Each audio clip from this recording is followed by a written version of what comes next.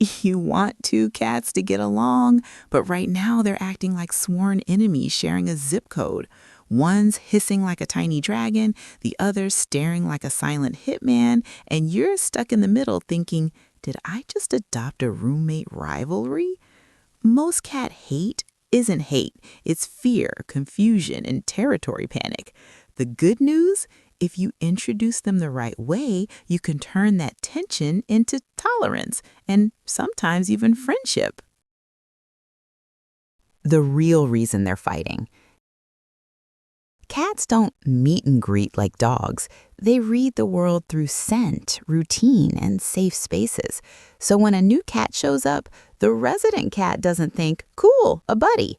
They think intruder, resources, danger.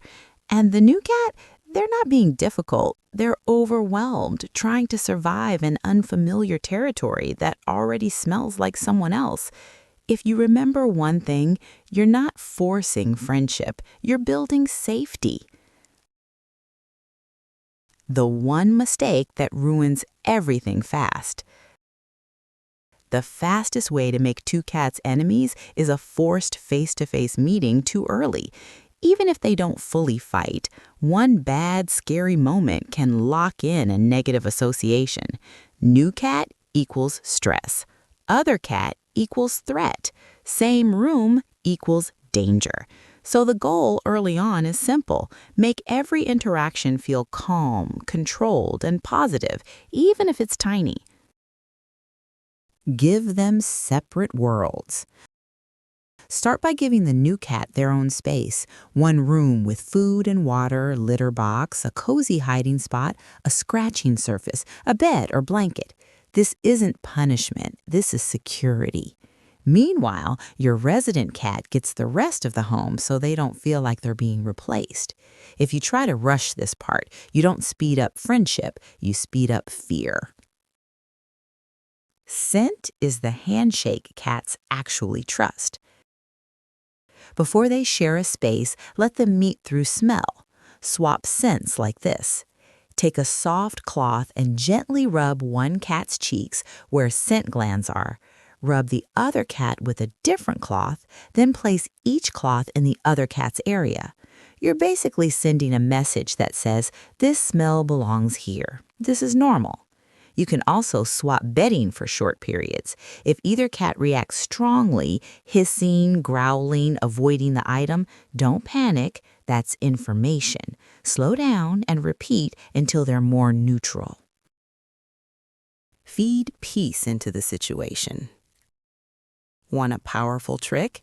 Use food as a peace-building tool. Feed them on opposite sides of the closed door. Start far enough that both cats will actually eat. Over days, gradually move bowls closer to the door. What you're creating is a pattern. Smell of the other cat equals dinner happens equals good things. This is how you rewire their emotional response without forcing anything. If your cats could leave reviews, you want the other cat's scent to get a 5-star rating. The door test. When to move forward. You're ready for the next step when no hissing at the door, or it's rare and mild, they eat comfortably near the door, they play or act normal on their side of the door.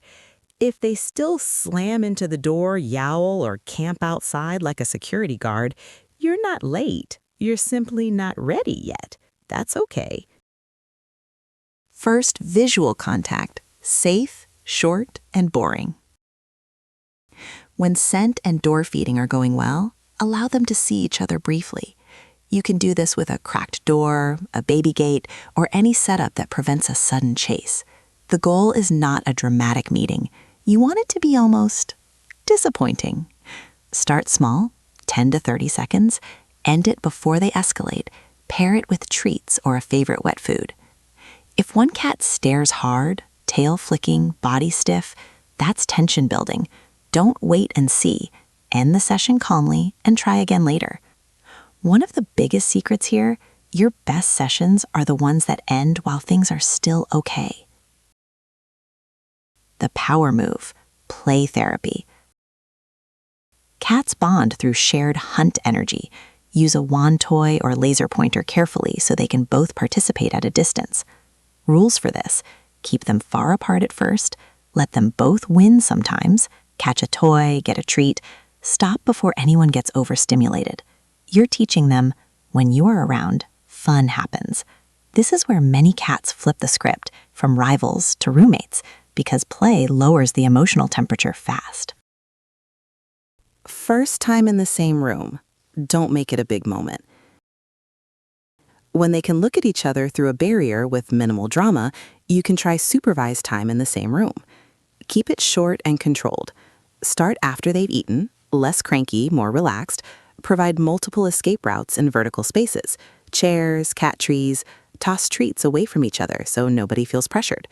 Watch body language. Relaxed, ears neutral, slow blinking, loose posture. Not relaxed, flattened ears, low growl, puffed tail, stalking. If there's a chase, don't scream. Stay calm, interrupt with a distraction, toy, sound, treat toss, and separate them gently. Then go back a step next time. Territory piece. Fix the resource problem. Even friendly cats fight when resources feel scarce.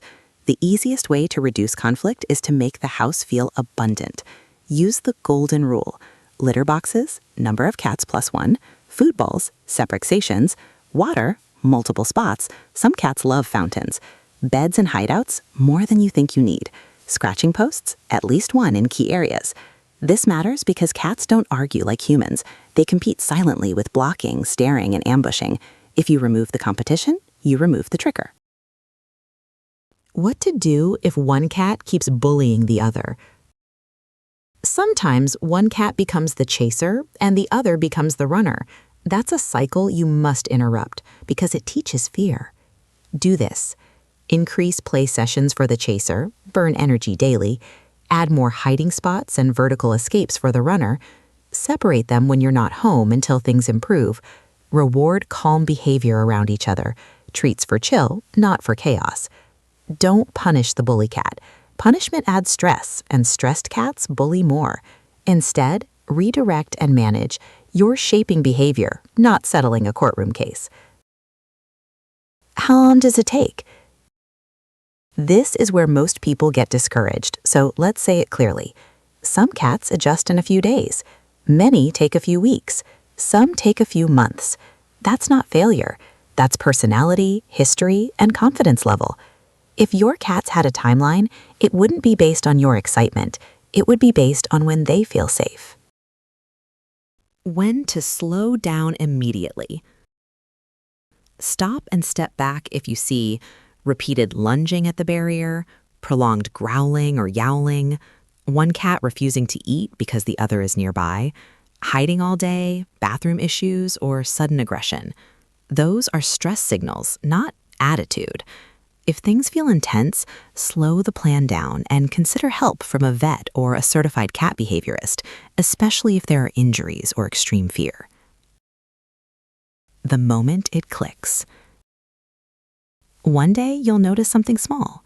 They walk past each other without tension. They nap in the same room. They both show up when you open a treat bag without drama. That's the turning point. And remember the hook from the start. Most cat conflict isn't hatred, it's uncertainty. Your job is to replace uncertainty with predictable safety. If you do that, you don't just make two cats get along, you make your home feel peaceful again.